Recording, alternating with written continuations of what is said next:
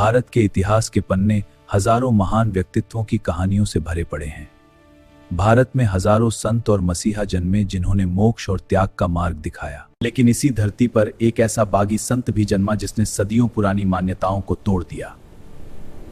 जब वह बोलता था तो पूरी दुनिया रुक जाती थी, और जब वह चुप रहता था तो उसके भीतर का तूफान और भी तेज हो जाता था। उसके शब्द शहद जैसे मीठे थे, लेकिन उन शब्दों की चुभन तलवार से कम नहीं थी।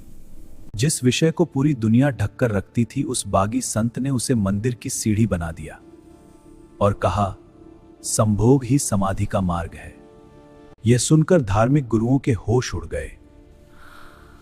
यह वो समय था जब इंटरनेट और सोशल मीडिया का कोई नामो निशान नहीं था। फिर भी भारत से लेकर अमेरिका और यूरोप तक उस बागी गुरु के करोड़ों अनुयायी थे जो उसकी एक झलक पाने के लिए तरसते थे। एक सुपरस्टार विनोद खन्ना ने अपनी चमकती फिल्मी करियर छोड़ दी और उसके आश्रम में माली बनकर काम करने लगा। उस गुरु का सिद्धांत था, न कोई गुरु न कोई धर्म, सिर्फ जीवन का उत्सव। वह कहता था, जीवन को दबाना नहीं है, जीना है। अनुभव पाप नहीं, पूजा है। जब वह अमेरिका पहुंचा तो वहां भी उसके विचारों ने सरकार की नींद उड़ा दी। उसने हजारों एकड़ बंजर जमीन पर पूरा शहर बसा दिया, जहां प्राइवेट एयरपोर्ट, अस्पताल और स्कूल तक थे। उसने कहा, गांधी पाखंडी हैं, मदर टेरेसा धोखेबाज हैं और सभी धर्म मानसिक बीमारी हैं। यह कहानी है उस बौद्धिक ज्वालामुखी की जिसका नाम था ओशो, जिसने फटकर सदियों पुरानी परंपराओं की नींव हिला दी। किसी के लिए वो संत था तो किसी के लिए दुनिया का सबसे चालाक पंथ नेता। आखिर एक फकीर के पास 93 रोल्स रॉयस कैसे आईं? उसके आश्रम इतने विवादित क्यों हुए? आइए जानते हैं ओशो की पूरी कहानी।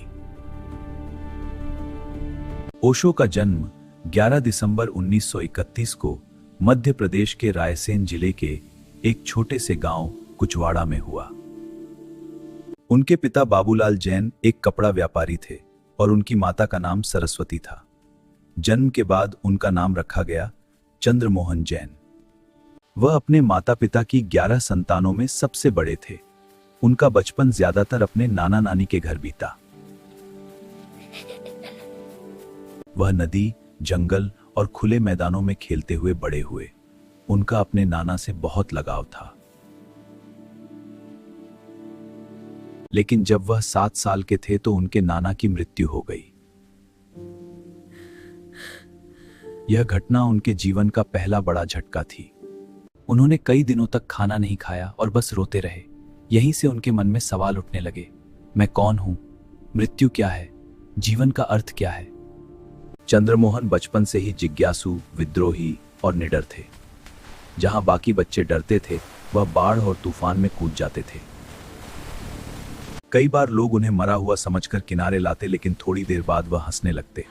वह कहते थे, मैं मृत्यु को इतने करीब से देखना चाहता हूं, डर खत्म हो जाए।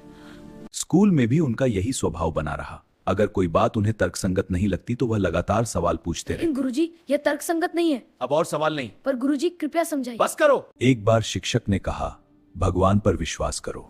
क्या आपने भगवान को देखा है?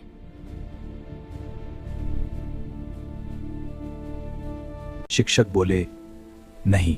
तो उन्होंने कहा, फिर मैं झूठ पर विश्वास क्यों करूं?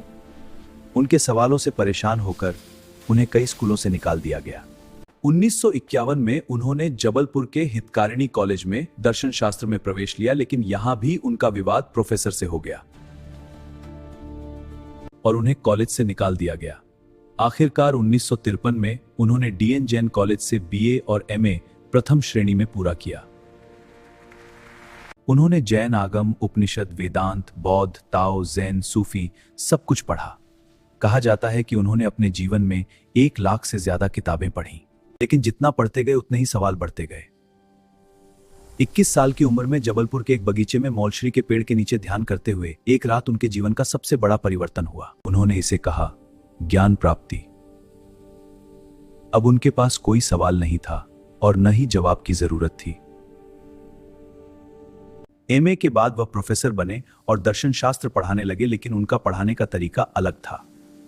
वह किताबों से नहीं बल्कि अपने अनुभव से समझाते थे।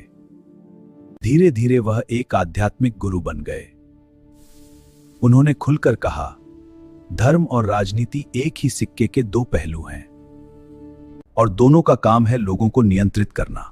उन्होंने समाजवाद की आलोचना की, गांधी को पाखंडी कहा और सभी धर्मों को मानसिक बीमारी बताया। फिर उन्होंने एक ऐसा विचार रखा जिसने समाज को हिला दिया, संभोग से समाधि।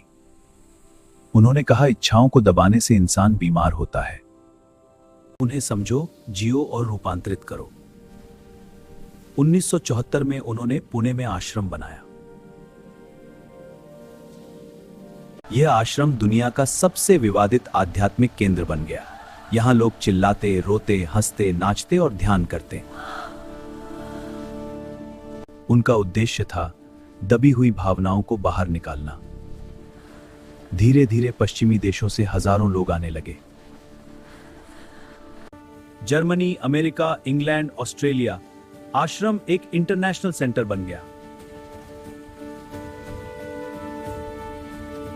1981 में अमेरिका के ओरेगन में 64,000 एकड़ जमीन पर उन्होंने रजनीशपुरम बसाया।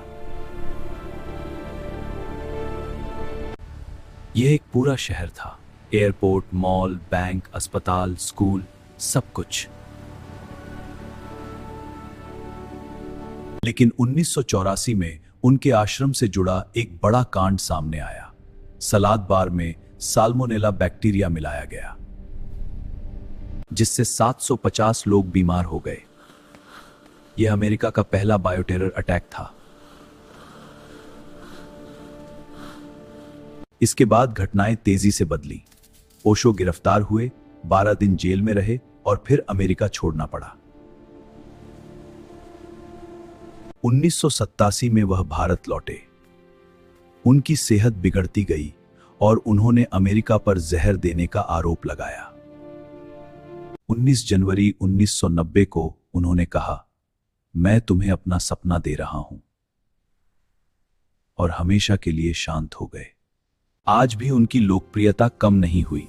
उनकी किताबें लाखों में बिकती हैं और वीडियो करोड़ों लोग देखते हैं।